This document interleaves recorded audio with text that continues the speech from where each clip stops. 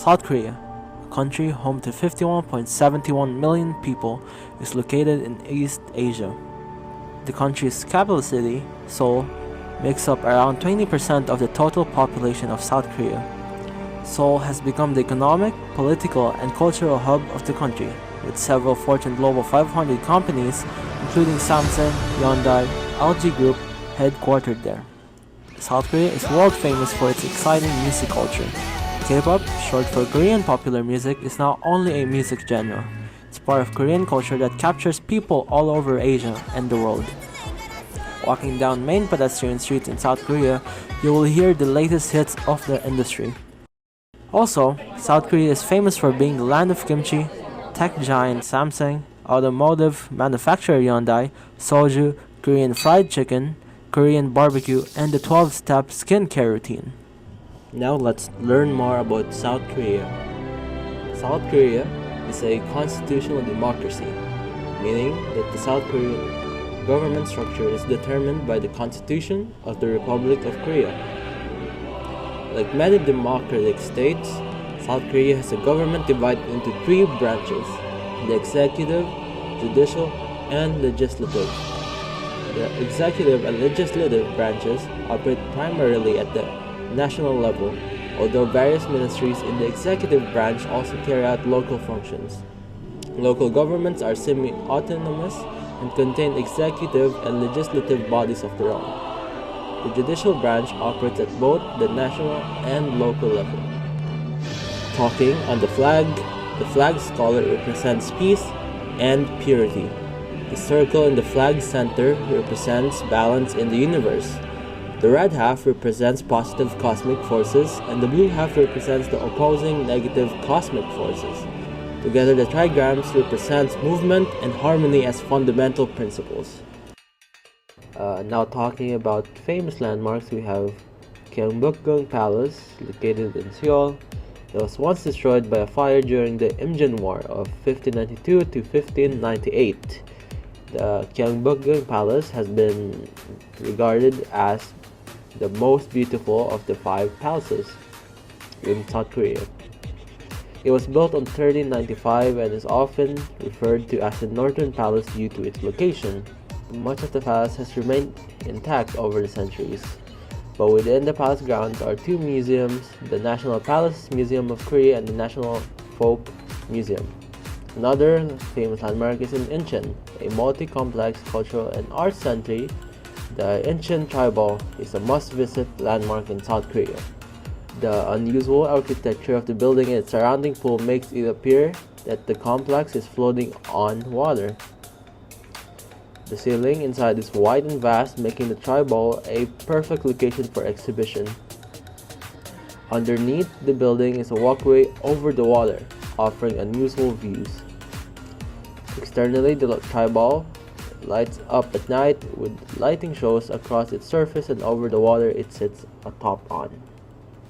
Now talking about traditional practices in South Korea, bowing is the traditional way to greet in South Korea. When shaking hands, your left hand should support your right forearm, and you need to always bow to individuals when departing. Prolonged and direct eye contact can be inferred as a challenge and is seen as impolite, especially when dealing with others of a higher social standing. And when calling someone over to you, do not point with your index finger. Instead, use your hand palm down in a claw movement. Now talking about the health conditions in South Korea, South Koreans have access to a universal healthcare safety net, although a significant portion of healthcare is privately funded. In 2015, South Korea ranked first in the OECD for healthcare access. Satisfaction of healthcare has been consistently among the highest in the world. South Korea was rated as the second most efficient healthcare system by Bloomberg. In comparison, the quality of South Korean healthcare has been ranked as being among the world's best. It had the OECD's highest colorectal cancer survival rate at 72.8%, significantly ahead of Denmark's 55.5% or the UK's 54.5%.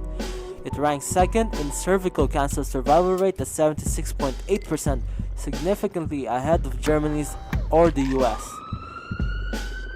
Hemorrhagic stroke, 30-day in hospital mortality per 100 hospital discharges was the OECD's third lowest at 13.7 deaths. For ischemic stroke, it ranks second at 3.4 deaths. South Korean hospitals ranked 4th for MRI units per capita and 6th for CT scanners per capita in the OECD. It also had the OECD's second largest number of hospital beds per 1,000 people at 9.56 beds, which was over triple that of Sweden's, Canada, the UK's, or the US. Natural resources in South Korea are meager. The most important reserves are of anthracite coal, iron ore, graphite, gold, silver, tungsten, lead, and zinc, which together constitute some 2/3 of the total value of natural resources. Deposits of graphite and tungsten are among the largest in the world. Most mining activity centers around the extraction of coal and iron ore. One famous scientist is Jeon Jinwoo. Jeon Jinwoo is the H.G. Underwood Professor at Yonsei University and the Director of the Center for Nanomedicine Institute for Basic Science, IBS. As a leading chemist in inorganic materials chemistry and nanomedicine, Jeon and his group research chemical properties for the preparation of medicine. Jeon Jinwoo of Yonsei University demonstrated for the first time the nanoscale size-dependent MRI contrast effect, opening a new gateway to nanomedicine, and also introduced the world's most advanced nano-MRI technology, MEIO, magnetism engineered iron oxide. Now talking about South Korean famous artists, we have Lee Bo. Lee Bo is a sculptor and installation artist who represented Korea at the Venice Biennale in 1999. Her work is questioning and probes themes of authority, politics, and society. We have Do Ho-seo, a notable sculptor and installation artist as well. He is best known for his complex structures and media works. This includes his translucent nylon staircase, the third, which was exhibited in the Tate Modern, and his gold and chrome-plated nylon fishing net entitled Network. The theme of migration is often prevalent in his works. His pieces also analyze the idea of sight and scale and how we as viewers occupy space. His artworks have also been on display in the storefront for art and architecture. Seng Choi, Born in Soil, is a sculpture of surreal and breathtaking hyper-realistic works. His early oeuvre consists of miniature figures, but this grew in size during the late 2000s.